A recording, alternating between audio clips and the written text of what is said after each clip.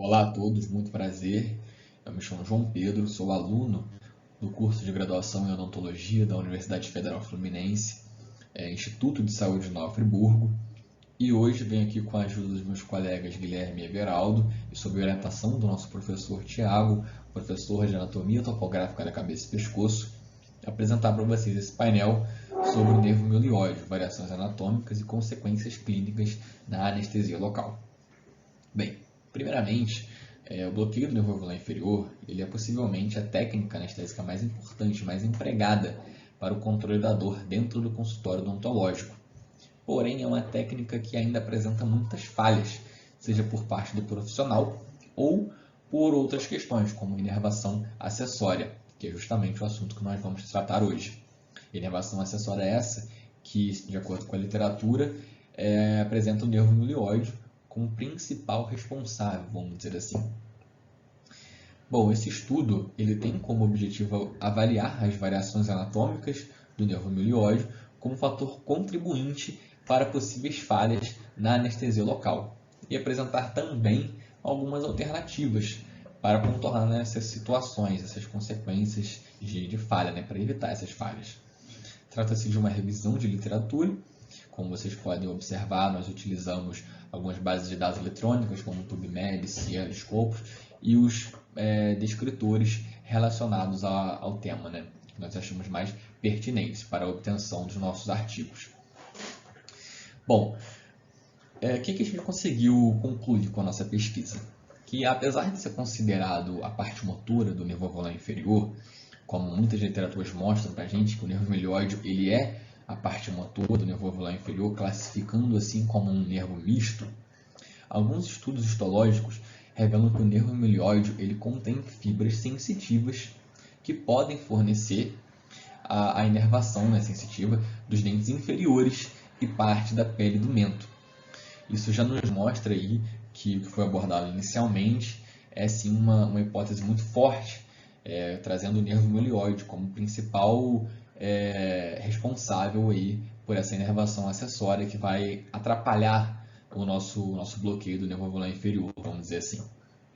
E bem, nós separamos aqui em duas variações, as principais que nós encontramos, que podem nos atrapalhar, nos trazer essas intercorrências, Bem, a primeira variação anatômica diz respeito à altura de origem do nervo miolóide. Nós sabemos que esse ramo ele se destaca do nervo alveolar inferior logo antes do nervo alveolar inferior penetrar na mandíbula pelo forame mandibular. E bem, essa altura de destaque, essa altura de origem do nervo miolóide, ela varia entre 13,4 a 14,7 milímetros acima do forame. Portanto, a depender da altura de penetração da agulha durante a técnica, é possível que o ramo não seja imerso, que o nervo miolóide ele não seja imerso na solução anestésica, impedindo, na verdade, uma anestesia completa do nervo. E uma alternativa para essa questão, para a gente, uma prevenção, vamos dizer assim, é considerar alguma outra técnica anestésica, como varizanequinose e Golgate.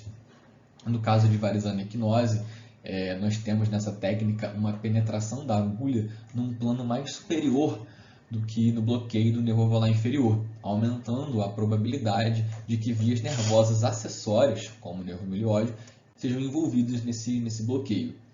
E o Golgate, como foi apresentado, é o bloqueio do nervo mandibular, o bloqueio troncular, que nós chamamos, onde ele vai anestesiar o nervo mandibular e, consequentemente, todos os seus ramos.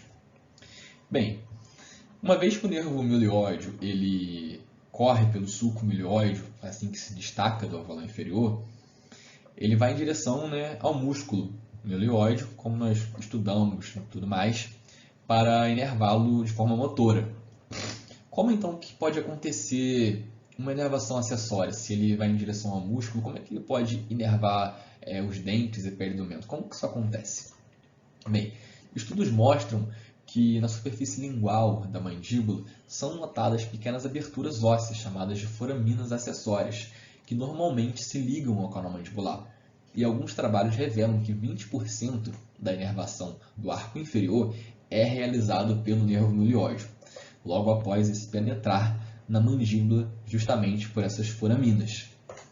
Com isso, na prática odontológica, quando a técnica convencional do bloqueio do nervo alveolar inferior ele não fornece anestesia suficiente, a literatura nos diz que é necessário considerar, nós podemos considerar, uma infiltração adicional na face lingual dos dentes operados. Diante do exposto, variações anatômicas podem apresentar dificuldades incomuns para os cirurgiões e clínicos. O conhecimento dessas variações e comunicações do nervo milioide prepara o cirurgião para um diagnóstico mais preciso e um planejamento de tratamento mais eficiente, minimizando complicações para o paciente. Nós podemos observar aqui, trouxemos esses anexos para vocês observarem. A imagem ilustrativa, a primeira imagem que nós temos à esquerda, traz a parte do nervo mandibular, né? Nós temos mais lateral o nervo bucal, e ali penetrando no forame mandibular, nós temos o nervo alveolar inferior. Logo antes deste penetrar no forame, o nervo milioide se destaca. E nós temos ali, né, na região mais anterior, ele penetrando na mandíbula por essas foraminas alveolares, essas foraminas acessórias, perdão. Na imagem ao lado, na imagem à direita, temos ali o nervo milioide se destacando também do nervo alveolar inferior, numa peça cadavérica. E na imagem da mandíbula, nessa peça de mandíbula, nós temos ali as setas indicando essas foraminas acessórias, por onde entrarão os ramos do nervo milioide, tanto para os dentes posteriores quanto anteriores. Eu espero que esse estudo tenha sido útil na formação acadêmica e vida profissional de todos que assistiram. Agradeço muito pela atenção de cada um e que a nossa odontologia evolua cada dia mais.